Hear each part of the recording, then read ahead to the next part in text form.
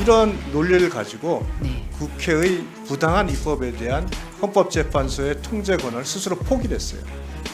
용감하게 그런 다수당의 일방적인 폭주에 의한 입법의 권한을 제재했다면 오늘날과 같은 이런 부당한 그 입법 절차는 발생하지 않았다고 생각을 합니다. 저는 이렇게 되면은 뭐하러 헌재가 필요합니까?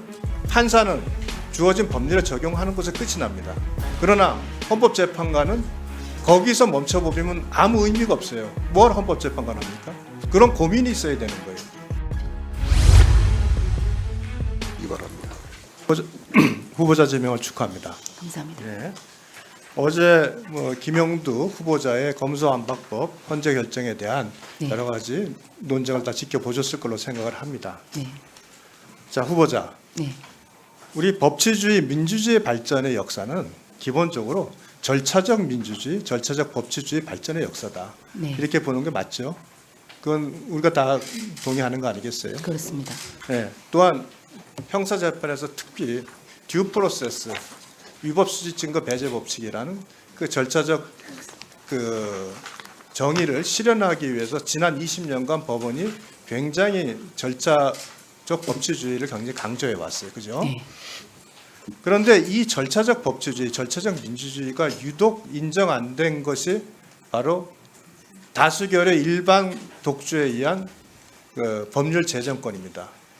지난 헌재가 생긴 이래 지금까지 지속적인 결정이 뭐냐면 절차적 위법성은 인정된다. 그러나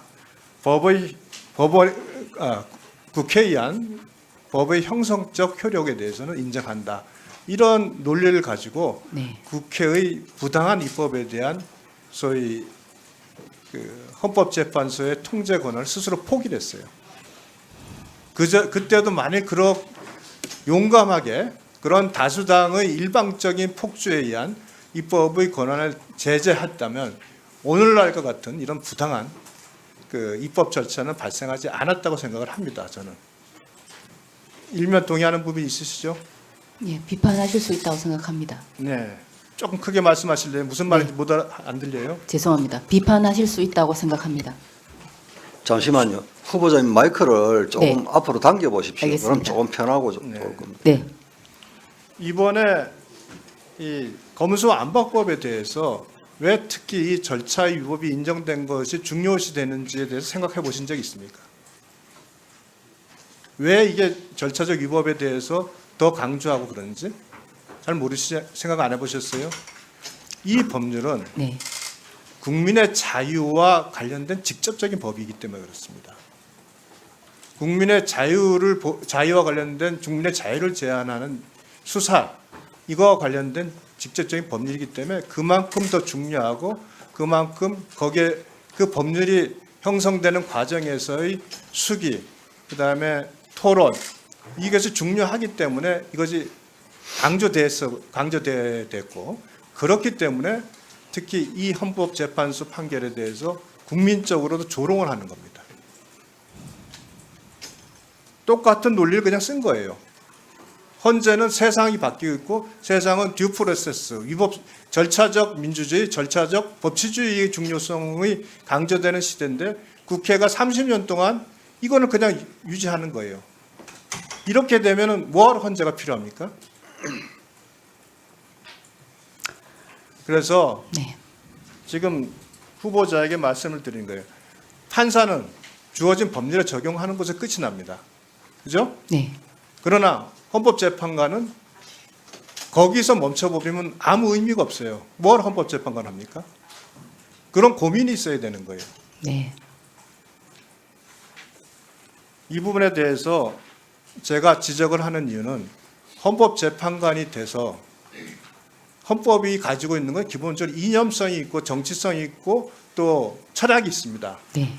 그러나 그거를 기초로 해서 법률적 판단을 할 때 국회에서 위장탈당에 의한 안건조정위원회라는 그 수기 민주주의의 요체가 완전히 형해화되고 법사위에서의 의원들의 심의 의결권이 완전히 무시되고 일소위에서 법안을 논의하다가 일방적으로 그냥 중단되고 다수결로 법안이 논의도 안 된 상태로 법안을 통과시키고 이런 모습을 보여주는 국회의 모습을 이제는 누군가는 통제를 해줄 수 있는 유일한 기관이 헌법재판소입니다. 그런 고민이 필요하다 이 말씀을 드리겠습니다. 네, 명심하겠습니다. 다음 우리 김명수 대법원장의 개혁에 대해서 뭐 그러니까 헌법재판 헌재와 관련된 지금 상황입니다. 물어보겠습니다. 자, 김명수 대법원장이 취임하면서 한 게 좋은 재판을 실현하겠다고 했습니다. 그러면서 제도적으로 나타나는 게 아주 대표적인 게 법원부장 승진제 폐지, 법원장 추천제 폐지죠. 지금 김명수 대법원장이 역점을 두고 추진했던 사업 아닙니까? 네, 그런데 좋은 재판이라고 했는데 재판은 지연이 됐어요.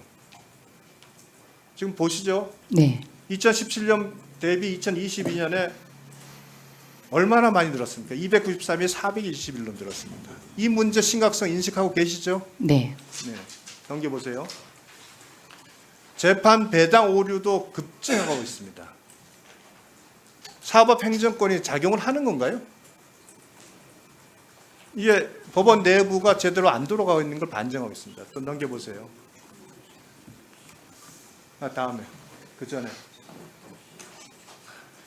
자 법원장 추천제 법원장들이 나를 꾹 눌러달라면서 계속 법원장 추천제를 진행하고 있는 거 추천을 받기 위해서 그 고위법관들이 노력하고 있는 거 아시죠? 이거 다 법원 내부에서 알고 있는 내용이죠.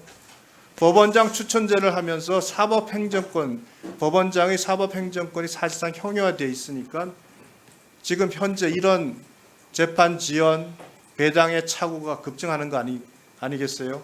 그 다음에 자 고법부장 승진제가 폐지되면서 금평이 완전히 망가지고 금평 제도가 형용화되고 그러면서 판사들이 보여준 모습이 뭐냐면 한번 보실래요? 뭐 고법판사 사퇴를 떠나서 좀 넘겨보세요. 넘겨보라고. 지금 어제 언론 보도 보셨죠? 그 인권이 예, 예. 인권이 진정했다는 네, 네, 일주일에 3건만 판결하겠다. 그리고 어려운 자리에 가면 갑자기 휴직계를 내는 판사들. 결국은 제도를 잘못 도입했기 때문에 판사들의 업무를 추진하려는 그 노력, 헌신하는 의지 이런 게 다 사라진 거예요. 헌법 판사가 나온다는 게 말이 됩니까? 예, 송구스럽습니다. 어떻게 생각하세요? 제도 개혁의 필요성에 대해서 공감을 합니까?